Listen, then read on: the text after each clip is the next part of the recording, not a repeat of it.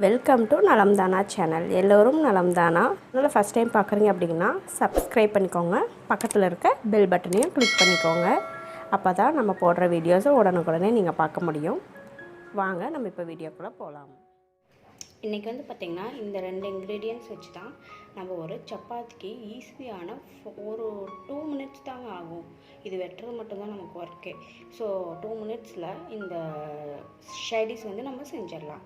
So அது வந்து easy, சமைக்க வேண்டியதில்லை, அடுப்பு தேவையில்லை, எதுவுமே தேவையில்லை. ஜஸ்ட் இது கட் பண்ணுறது மட்டும்தான் நம்மளோட ஒர்க்கு. ஸோ இது வந்து எப்படி செய்யுதுன்னு பார்க்கலாம் வாங்க. வெங்காயம், தக்காளி ரெண்டுமே வந்து இப்போ நான் பொடி பொடியாக வெட்டி வச்சுருக்கேன். இது வந்து மிளகாய்த்தூள், இது வந்து கறிவேப்பில் தழை, அதுவும் வந்து பொடி பொடியாக வெட்டியிருக்கேன். ஒரு பவுல் எடுத்துக்கோங்க. அதில் ஃபஸ்ட்டு தக்காளியை ஆட் பண்ணிடலாம். அடுத்தது கறிவேப்பில் தழை ஆட் பண்ணிடலாம்.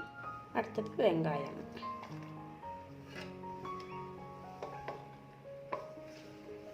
எல்லாத்தையும் ஒட்டுக்காவே ஆட் பண்ணிக்கலாங்க.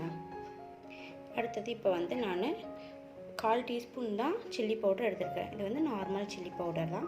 ஸோ இதையும் இப்படி ஆட் பண்ணிக்கலாம். உங்கள் காரத்துக்கு தகுந்த சில்லி பவுடர் நீங்கள் எடுத்துக்கோங்க. பச்சை மிளகாய் கூட ஆட் பண்ணலாம். காரம் ரொம்ப பிடிக்கும் அப்படிங்கிறவங்க பச்சை மிளகாய் ஆட் பண்ணிக்கோங்க. குழந்தைங்களுக்கு கொடுக்குற மாதிரி இருந்தால் இந்த மாதிரி சில்லி பவுடர் ஆட் பண்ணிக்கலாம். 1/4 டீஸ்பூன் உப்பு ஆட் பண்ணிக்கிறேன். ஸோ இந்த மாதிரி நல்லா மிக்ஸ் பண்ணி கொடுத்துக்கோங்க.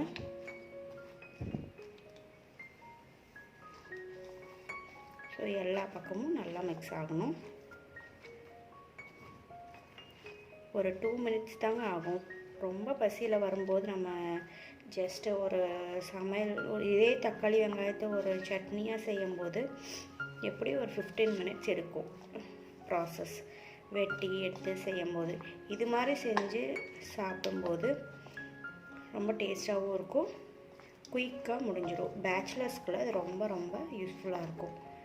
சிலர் வந்து தக்காளி வெங்காயமெல்லாம் பச்சையாக கூட சாப்பிடுவாங்க இல்லையா, அவங்களுக்குலாம் இது ரொம்ப பிடிக்குங்க. ஸோ இவ்வளோதாங்க நம்மளோட ஷைடிஷ் ரெடி.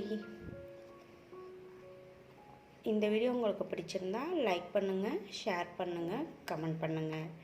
தேங்க்ஸ் ஃபார் வாட்சிங்.